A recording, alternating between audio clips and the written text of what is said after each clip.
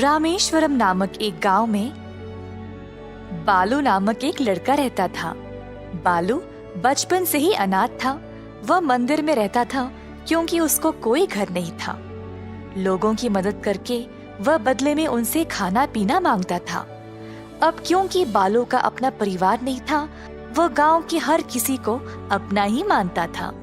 परंतु गांव में कोई भी उसकी परवाह नहीं करता। बालू को बहुत बुरा लगता था। कभी कभी उसको बहुत सारा काम करने के बाद भी ठीक से खाना नहीं मिलता। बालू हमेशा बड़े बड़े सपने देखा करता था। मंदिर में बैठे बैठे बालू सोच रहा था कि वह अपने सपनों को पूरा कैसा करेगा, जब उसने मंदिर के पंडित को बचा हुआ दान चोरी छुपे चुराते हुए देखा और घर की ओर निकलने लगा। पंडित ने बालू से कहा, हे बालू, आज का प्रसाद भी खत्म हो गया है। तुम इसी का इंतजार कर रहे थे ना?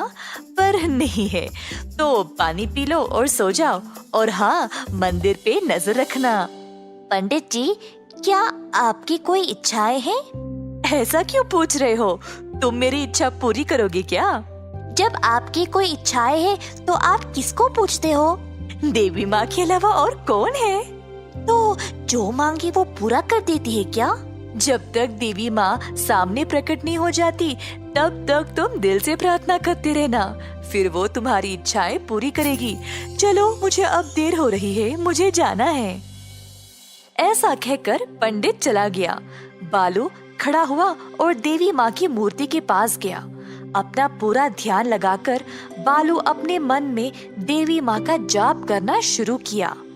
इसी तरह हफ्ते बीत गए और बालू प्रार्थना करता ही गया। एक रात बालू जब प्रार्थना कर रहा था, तब बालू, तुम्हारी भक्ति से मैं प्रसन्न हुई हूँ। बोलो, क्या चाहिए तुम्हें? काफी देर तक सोचने के बाद बालू ने कहा, देवी माँ, मुझे ये वरदान दो कि मैं जो भी छूऊं वो सोने में बदल जाए। अच्छा, अवश्य। बालू को यह वरदान मिलते ही उसने मंदिर को छुआ और पूरा मंदिर सोने में बदल गया। यह देखकर बालू खुशी से झूम उठा और सुबह सवेरे गांव की ओर चला गया। बालू गांव के बीचों बीच एक बरगद के पेड़ के पास गया और सबको बुलाया। मेरे भाइयों बहनों, बड़े और बुजुर्ग, सब आ जाओ इधर, देखो जादू। क्या हुआ बच्चे, इतनी सुबह सुबह क्यों चिल्ला रहे हो? अपनी आंखें खोलो और देखो। ऐसा कहकर बालू ने पेड़ को छुआ तो पूरा पेड़ सोने में बदल गया। सब लोग चमकीले सुनहरे पेड़ को देखकर आश्चर्यचकित रह गए। ये मेरी जादुई शक्ति है, जिससे मैं जो भी अपने हाथों से छूऊं वो सोने में बदल जाता है। ये सुनकर सब लोग और भी हैरान रह गए।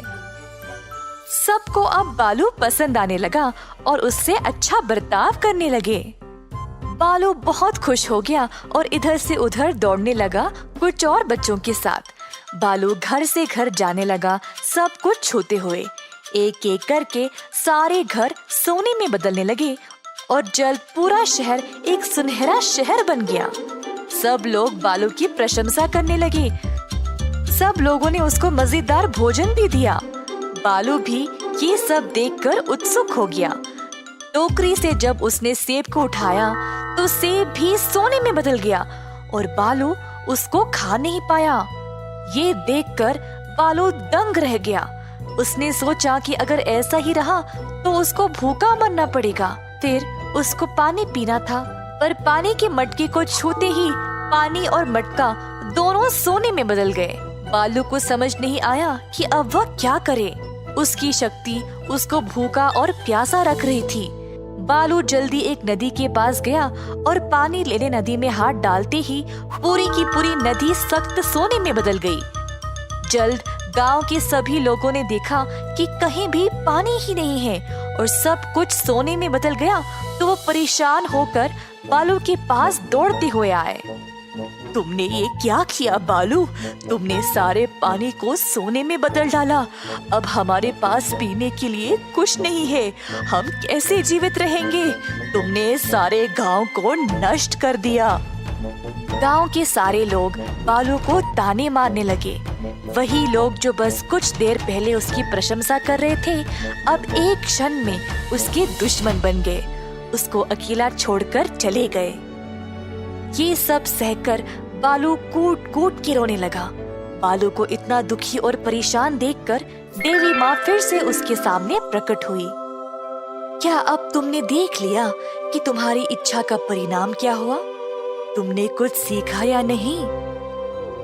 देवी माँ, मैं बचपन से अकेला हूँ, तो मैंने इस गांव को ही अपना माना था।